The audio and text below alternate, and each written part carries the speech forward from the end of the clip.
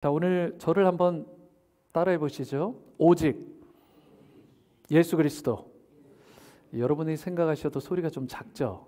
그렇죠? 다시 한번 할까요? 오직 예수 그리스도.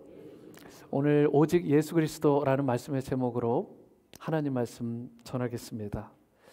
우리 인생을 파괴하는 여러 요소들이 있습니다. 그 중에 가장 강력한 것 중에 하나가 무엇일까? 저는 절망이라는 단어가 떠오르더라고요. 절망. 사람이 요즘에요, 특별히 미국 사회에 여러분들 주위를 보세요. 우리 교회 같은 경우를 생각해 보세요. 밥을 못 먹어서, 밥을 골아서 배가 골아가지고 죽는 사람 보셨어요? 여러분, 밥을 못 먹어서 돈이 없어서 그렇게 굶어 죽는 사람 요즘 그렇게 많지 않습니다. 음식만 그런 것이 아닙니다. 사실은 공기가 없어서 질식해 죽었다, 이런 경우도 거의 없습니다. 사람이 죽는 경우의 대부분은 마음이 낙심되고 좌절된 나머지 너무 디프레션이 돼서 절망감 가운데 죽는 경우가 굉장히 많습니다. 아무리 발버둥을 쳐도 빠져나갈 길이 없다는 절망감이 사람을 죽음에까지 이르게 합니다. 굉장히 강력합니다. 그래서 이 절망감이라는 것은 사실 우리를 파괴시키는 실체입니다. 이게 허구나 허상이 아닙니다. 사람을 죽게 만들고 질식하게 만드는 그런 실체, 강력한 힘을 가진 것이 절망감입니다. 여러분도 절망을 경험하는 경우가 종종 있으실 거예요. 저도 자주는 아닌데요, 저는 정말 절대 긍정의 그런 마인드가 있는 사람 중에 하나인데, 그래도 마음이 낙심되고 우울할 때가 있잖아요. 이 절망 가운데 빠질 때가 있잖아요. 그래서 가만 보면 저도 기도 가운데 가장 많이 하는 기도 가운데 하나가 이거더라고요. 하나님, 살려주세요. 여러분, 솔직히 세상적으로 보면 제가 뭐 죽을 일이 있겠어요. 그런데 사역을 하다 보면, 주님의 일을 감당하다 보면 이 고백이 저도 모르게 나와요.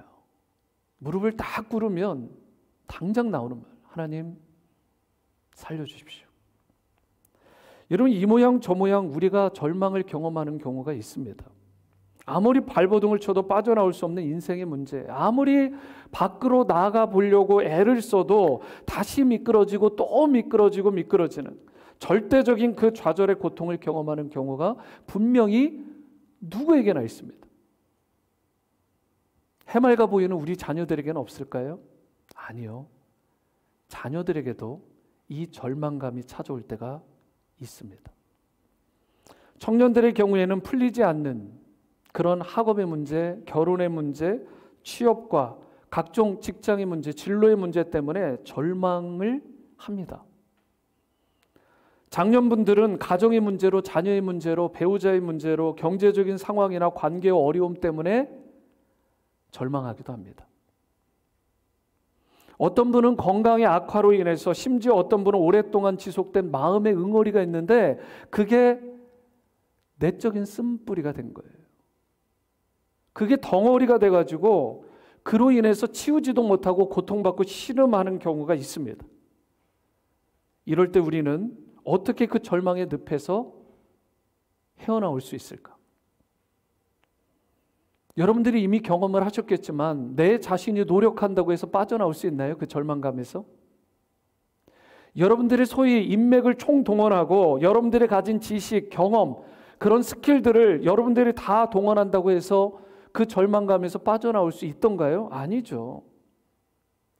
우리가 아무리 노력하고 내 지식과 경험치를 그야말로 최상으로, 최대치로 끌어올려도요, 결코 절망의 늪에서 빠져나오는 거 쉽지 않습니다. 늪에 빠졌을 때는 어떻게 해야 되죠, 여러분?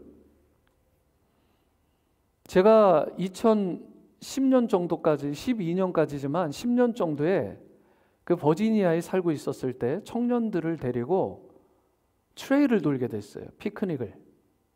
근데 트레일을 도는데 거기가 신기한 게 있습니다. 그 중에 하나가 뭐냐면 작은 늪들이 있어요. 그 늪의 특징은 나무가 있잖아요. 이게 애들하고 이렇게 지나가다가 제가 나무를 하나 꽂아놨어요. 꽤 긴 나무였습니다. 트레일을 한 2km 정도 돌고 돌아왔어요. 돌아왔는데 그 시간 사이에 무슨 일이 벌어진 줄 아십니까? 나무가 요만큼 남았더라고요. 쑥 들어가 버린 거예요. 작은 동물이 들어가면 죽겠더라고요. 사람이 못 들어갈 만한 곳은 다 이렇게 제한과 한계를 두어가지고 못 들어가게 돼 있지만 이게 사람들이 들어가는 곳에도 그런 작은 늪들이 있습니다. 여러분, 그럴 때 어떻게 해야 돼요? 그 막대기가 스스로 빠져나올 수 있나요? 작은 동물들이, 심지어 사람들이 늪에 빠지면 혼자 나올 수 있다고요? 아니잖아요. 절대 못 나옵니다. 그때는 그 늪에 빠진 그 나무든 동물이든 사람이든 그것을 밖에서 누군가 더 강력한 힘을 가진 누군가가 그것을 끌어내어 주어야만 사는 거예요. 그런데 여러분과 제가 절망의 늪에 빠졌을 때 우리를 구원하실 분이 누구냐는 거예요. 그 깊은 절망의 늪에 빠졌을 때, 그 절망감에서 헤어나오지 못할 때 우리를 건져내실 분, 성경은 그분을 예수 그리스도라고 설명하고 있습니다. 예수님만이 저와 여러분들을 죽음과 저주와 죄의 그 깊은 수렁에서, 그 늪에서 건져내어 주실 수 있는 유일한 분이라고 말씀하고 있는 거예요.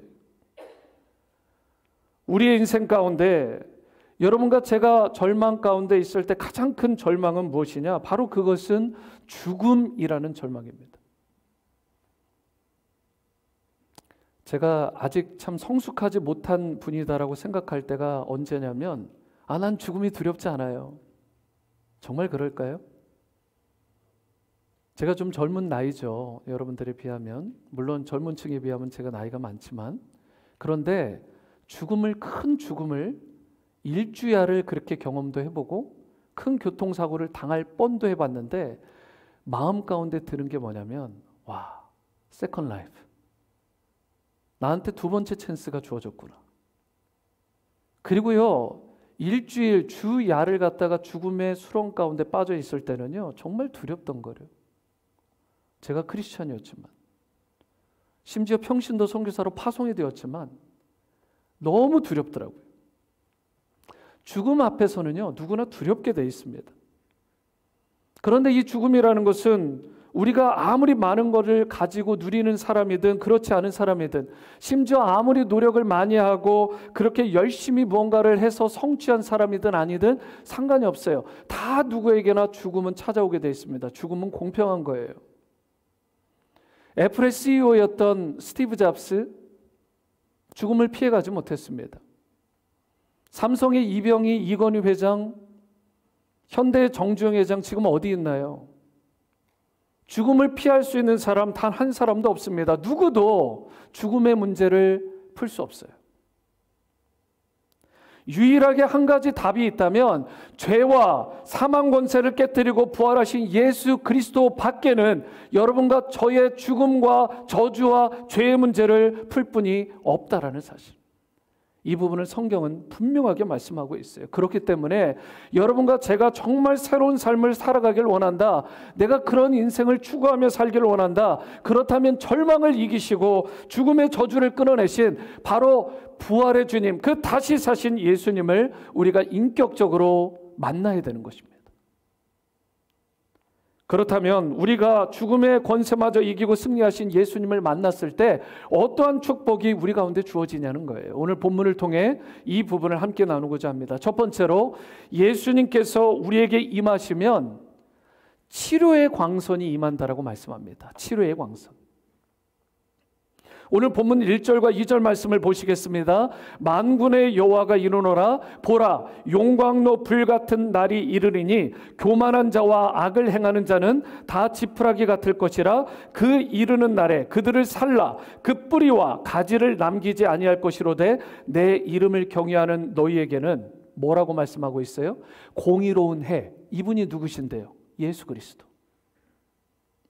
그 공의로운 해가 되시는 예수님께서 떠올라서 무엇을 주신다고 합니까? 여러분과 저에게 치료하는 광선을 비추리니 너희가 나가서 외양간에서 나온 송아지 같이 뛸 것이라고 말씀해요.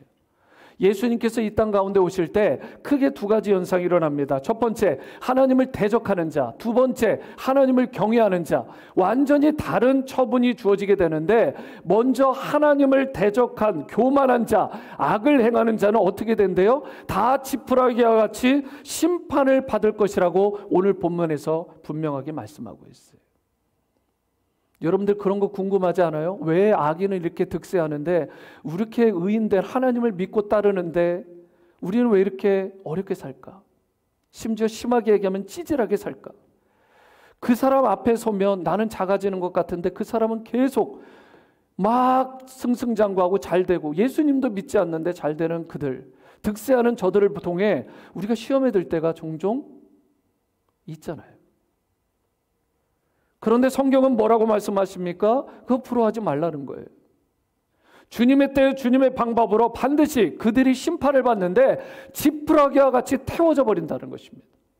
용광로의 불과 같은 것들이 나와서 그들을 살라버릴 것이라는 거예요. 악인을 꺾어버리신다라고 분명하게 말씀합니다. 하나님을 대적하고 교만한 자는 이 땅 가는 데서 잘 살고 승승장구하는 것처럼 보일지 모르지만 허상이라는 거예요. 신기루라는 거예요. 안개처럼 사라져 버리는 것입니다. 죄인, 악인의 삶은 이와 같이 심판받게 됩니다. 반면에 하나님을 경외하는 자는 어떻게 돼요? 즉 믿음으로 끝까지 하나님을 섬기는 자에게는 무엇이 임한다고 말씀했다고요? 치료하는 광선이 임한다는 사실. 여기서 치료하는 광선이라는 말은 사실은 히브리어로 광선이라는 말이 카나프입니다. 카나프. 히브리어로 카나프라는 이 말은 NIV 성경을 여러분들이 다 대부분 가지고 계시잖아요. 성경에 보시면 wings, 날개라고 번역을 해놨어요. 직역을 하면 날개들입니다. 이게 무슨 말이에요? 바로 태양과 같은 그분, 바로 그분께서, 예수님께서 여러분들과 저에게 임하시게 되면 주님께서 비춰주시는 그 광선이, 레디에이션이 이 날개, 새의 날개처럼 우리에게 임한다라는 거예요. 강력하게 임하시되 우리를 품어주시고 온 세상을 그 날개로 덮어버리신다라는 것입니다. 누가 임하시면요? 예수님이 임하시면요. 무엇을 준다고요? 이 날개와 같은 그런 모양새로 온 세상을 덮는 레디에이션, 빛을 주신다라고 말씀하고 있어요. 그리고 이 빛을 쐬는 자마다 구원을 받고 뉴 라이프, 새 생명을 얻고 치료받는, 영과 혼과 육이 치료받는 놀라운 은혜를 받게 되는 것입니다. 하나님을 경외하는 사람은 누구나 상처받았고 고통받았던 그 몸과 마음마저 치유받게 돼요. 새로운 힘과 새로운 능력을 얻게 되는 것입니다. 여러분, 태양빛에 대한 상식들이 기본적으로 있으시잖아요. 광합성 작용. 뭐예요? 빛이 비치게 되면 식물이 결국은 거기서 영양분을 만들어내고 자기네들이 살아나잖아요. 화초들, 꽃들이, 여러분 태양빛이 임하면, 적당한 물과 함께 태양빛이 임할 때 죽어가던 꽃과 화초가 살아나는 역사가 있잖아요. 태양빛과 같은 예수님께서 여러분과 저에게 임하시면 그 빛을 여러분과 저의 심령 가운데, 영혼 가운데 쐬게 되면 무슨 일이 벌어진다고요? 생명이 살아나는 역사가 있다는 것입니다. 죽어가는 우리의 가족, 우리의 친척, 우리의 이웃, 열방에 죽어가는 그 수많은 사람들이 뉴 라이프, 새 생명을 얻는 역사가 태양빛이 되신 그 빛과 같은 예수님이 임할 때 일어난다는 것입니다. 여러분, 저는 본래 운동을 되게 좋아했습니다. 고등학교 때는 축구, 농구, 클럽 활동을 했어요. 공부는 지지리도 안 하고 하여튼 운동권이었어요. 운동권. 거기다가 이 운동만 한 게 아니라 고등학교 때 이 밖에서 YMCA 합창단까지 했어요. 그러니까 얼마나 활동이 반경이 넓어요. 학교 안에서 맨날 축구 클럽, 농구 클럽, 밖에서 뭐 야외 활동, 뭐 찬양 합창대까지. 거기다 막 교회에서 교회 학생회장 하고 바쁘죠.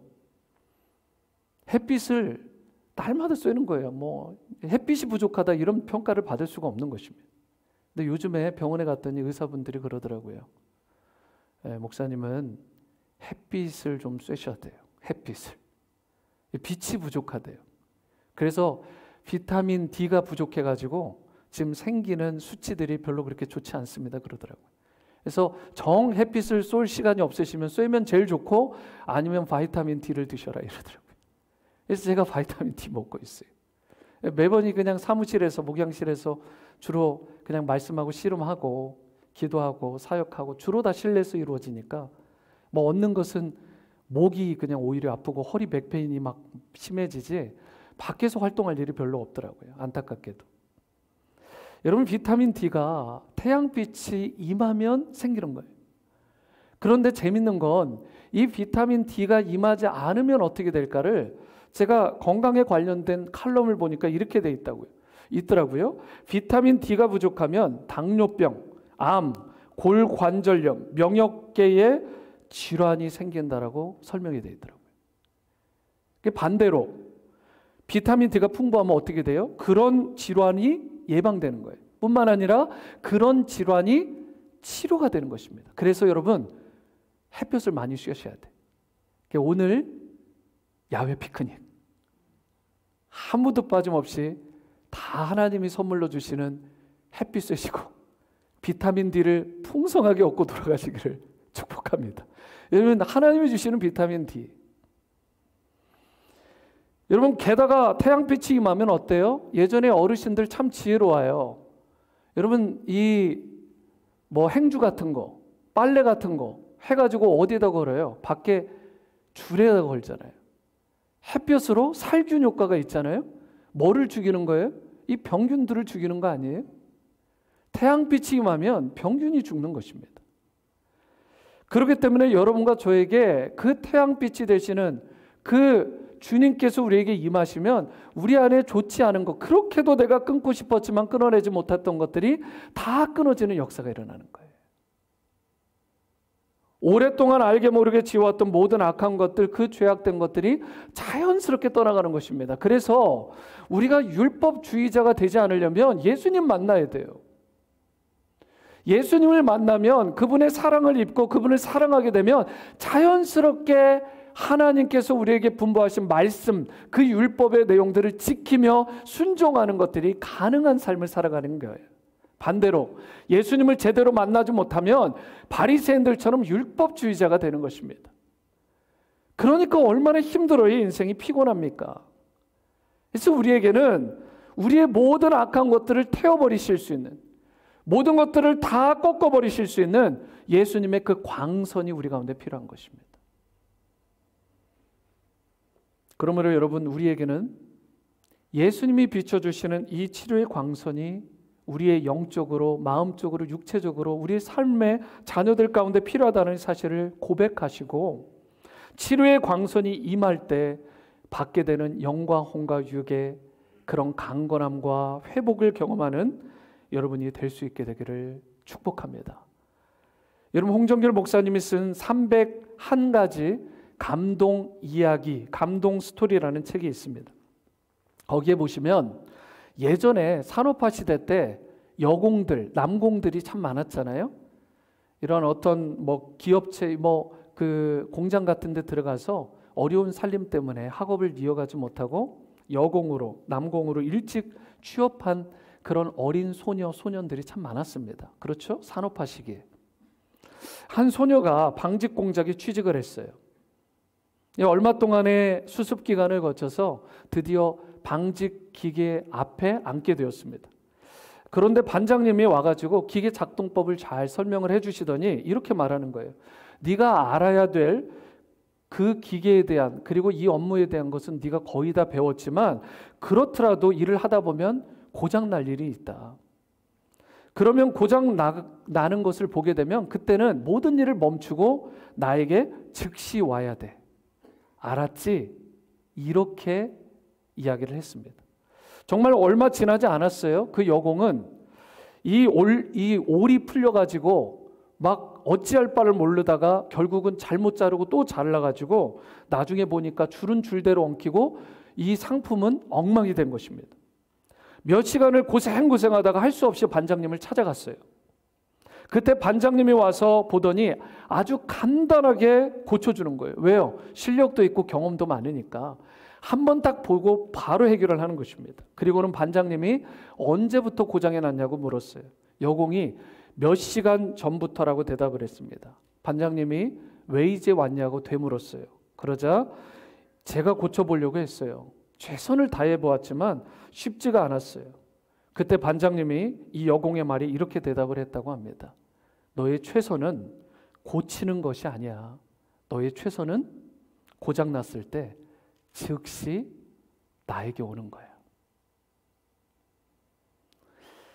사랑하는 여러분, 여러분과 제가 고장났을 때, 인생에 문제가 생겼을 때 우리가 즉시 달려가야 될 분은 과연 누구일까요? 나의 육체가 고장이 났어요. 내 마음이 다쳤어요. 영혼에 심각한 문제가 생겼습니다. 우리는 그때 과연 누구에게 달려가야 될까? 여러분과 저의 최선은 내가 고쳐보려고 전전긍긍하고 내 노력과 경험치를 사용해서 무언가를 해보려고 하는 것이 아니라 즉시 치료의 광선을 비추어 주시는 그 예수님께로 나아가는 것인 줄 믿습니다. 그러므로 혹 여러분 가운데 헝클어진 인생의 문제로 좌절하거나 번민하는 분이 이곳에 계시다면 여러분 너무 고민하지 마시고 예수님께로 즉각적으로 나갈 수 있게 되기를 바랍니다.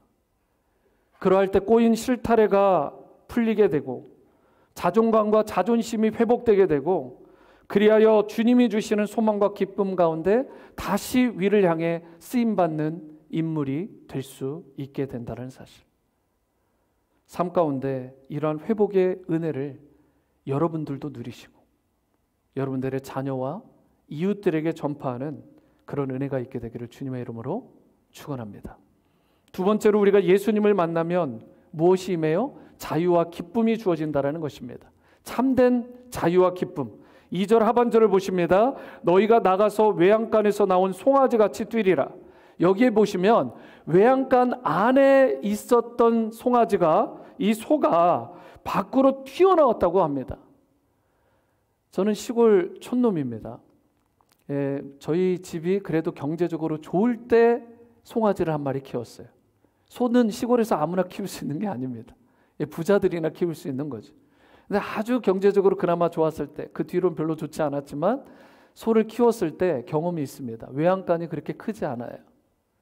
그리고 담벼락도 높지 않습니다. 여물을 줘야 되고 케어를 해야 되니까 생각보다 높지 않아요. 그래서 외양간 안에 있는 소는 항상 메어 놓습니다. 우리 말로 뭐예요? 결박당한 거예요. 송아지가 외양간 안에 있을 때는 결박을 당합니다. 답답한 인생이에요. 자유가 없습니다.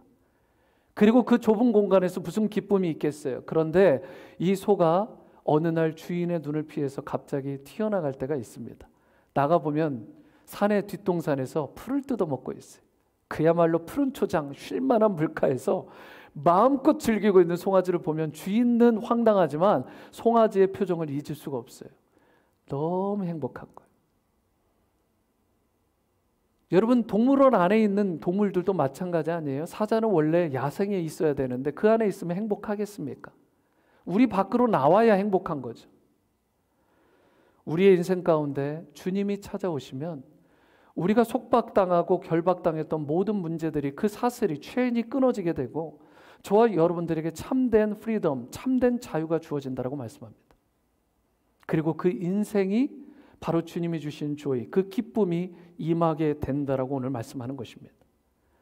오늘 말씀의 제목이 오직 예수 그리스도인데요. 왜 예수님께서 우리에게 필요하냐는 거예요. 왜냐하면 예수님만이 여러분과 저의 인생 가운데 참된 기쁨과 자유함을 주실 수 있기 때문에 그래요. 예수님을 떠나서는 우리에게 진정한 자유가 없습니다. 예수님을 떠나서는 우리에게 진정한 기쁨이 없습니다. 상황과 환경을 초월한 에골빌빌, 에베소서, 빌립보서, 골로새서, 빌레몬서 이 네 개의 서신이 대표적인 옥중 서신인데 그 사도 바울이 감옥 안에 있는데 감옥 밖에 있는 사람들을 위로하는 장면 보셨어요? 너무 인상적이지 않습니까? 우리는 갇힌 자 같으나 갇히지 않았어요. 자유함이 없는 자 같으나 진정한 자유를 느끼는 자입니다. 상황과 환경적으로 보면 도저히 기뻐할 수 없는 자 같으나 우리는 기뻐하는 자입니다. 왜요? 예수님께서 우리 가운데 임하시기만 하면. 상황과 환경을 초월하는 것입니다. 감옥 안에 있을 때 감옥 밖에 있는 자들을 위로하고 격려할 수 있는 그런 능력을 우리가 갖게 되는 거예요.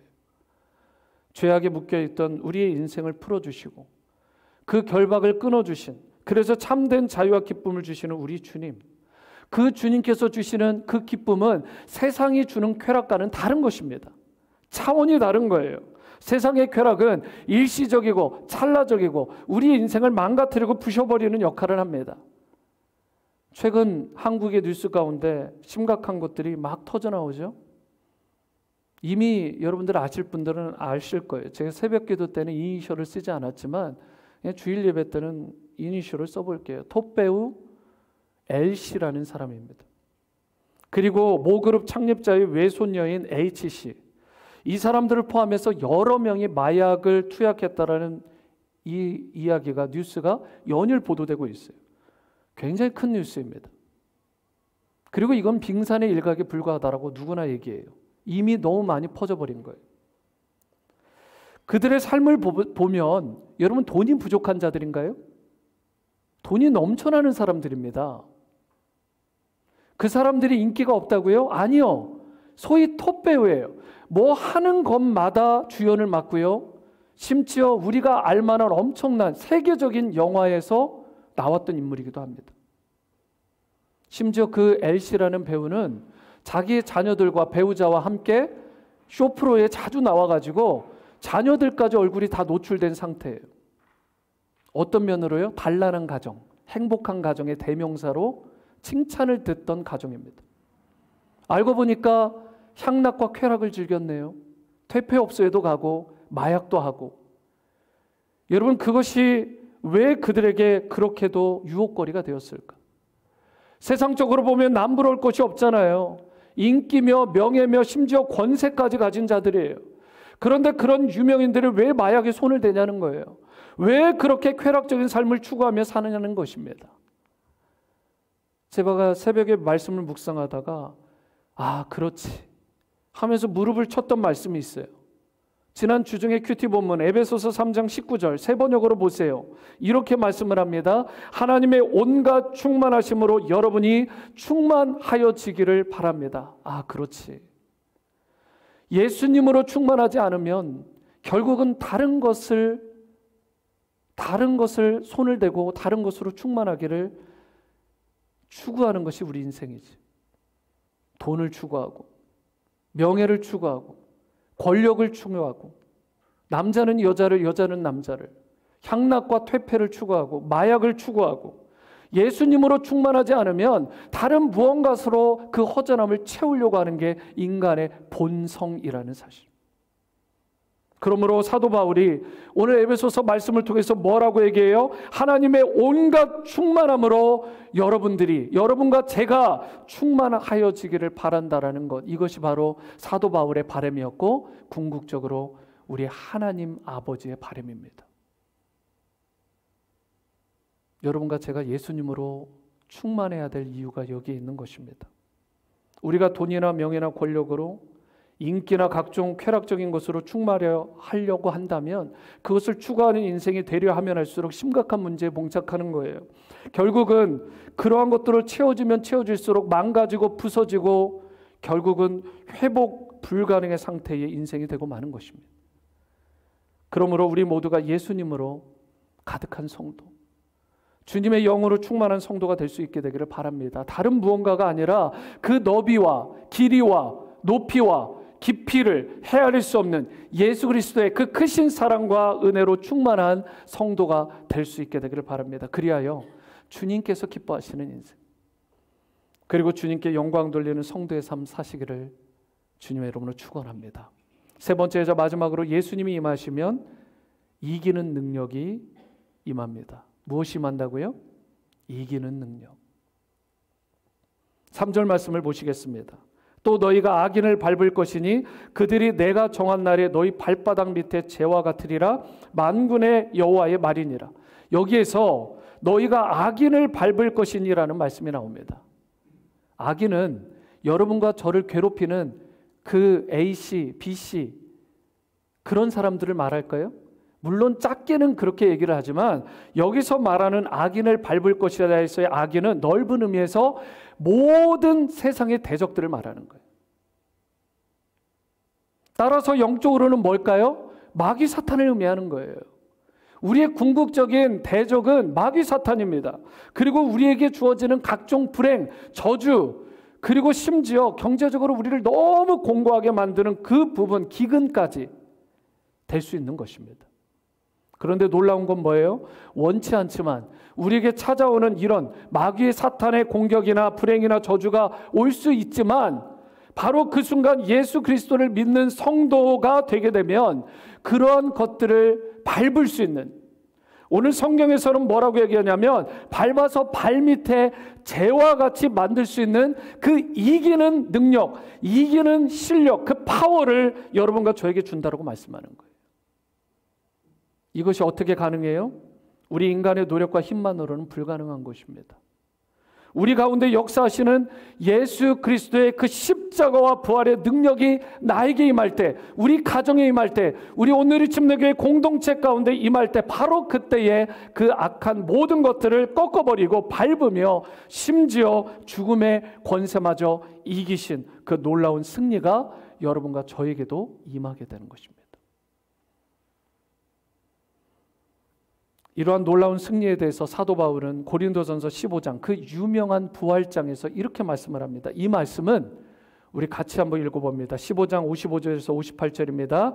시작. 사망아 너의 승리가 어디 있느냐? 사망아 내가 쏘는 것이 어디 있느냐? 사망이 쏘는 것은 죄요 죄의 권능은 율법이라. 우리 주 예수 그리스도로 말미암아 우리에게 승리를 주시는 하나님께 감사하노니 그러므로 내 사랑하는 형제들아 견실하며 흔들리지 말고 항상 주의 일에 더욱 힘쓰는 자들이 되라. 이는 너희 수고가 주 안에서 헛되지 않은 줄 알미라. 너무나 분명한 말씀이죠. 여기에 보시면 누구로 인해 승리한다라고 말씀하고 있습니까? 나의 힘으로가 아니죠. 내 노력, 내 기술, 내 실력이 아니죠. 57절과 같이 우리 주 예수 그리스도로 말미암아.